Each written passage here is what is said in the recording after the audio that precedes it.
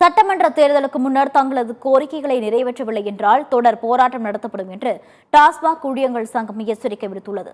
சென்னை தலைமை செயலகத்தில் மதுவிலக்கு மற்றும் ஆயத்தீர்வைத்துறை அமைச்சர் முத்துசாமி தலைமையில் நடைபெற்ற பேச்சுவார்த்தையில் தோமுச தொழிலாளர் விடுதலை முன்னணி உள்ளிட்ட தொழிற்சங்க பிரதிநிதிகள் கலந்து கொண்டனர்.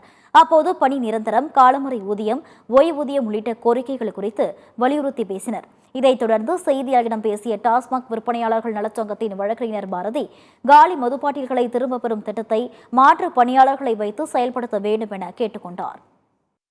இன்றைக்கு காலி பாட்டில் திரும்ப பெறும் திட்டம் என்பது இன்னைக்கு டாஸ்மாக் துறையில 36,000 பேர் இந்த இடத்துல இன்னைக்கு 24,000 பேர் இருக்காங்க. நிறைய பேர் இறந்து போயிருக்காங்க.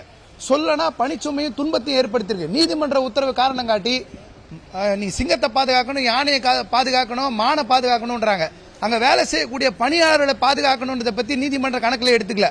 அவங்களுக்கு எல்லா விதமான நோய் வந்து 50 வயசுக்கு மேல இருந்து இன்னைக்கு 23 வருஷமும் பணி நிரந்தரம் இல்லாம இருந்து சம்பள பிடித்த போக 10,000 ரூபாய்க்குள்ள சம்பளம், ஒரு கழிப்பறை வசதி கூட கிடையாது. மாற்று பணியாளர்களை வச்சு இந்த திட்டத்தை அமல்படுத்துறதை கொண்டு வாங்க.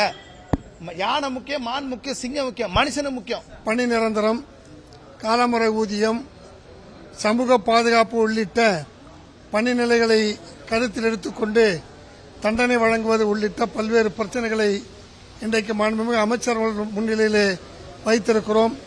அந்த கோரிக்கைகள் அனைத்தையும் கேட்டிருக்கிற மாண்புமிகு அமைச்சர் அவர்கள் நிதித்துறை உள்ளிட்ட பல்வேறு துறைகளோடு கலந்து பேசி விரைவில் நல்லதொரு முடிவை அறிவிப்பதாக தெரிவித்திருக்கிறார்கள்.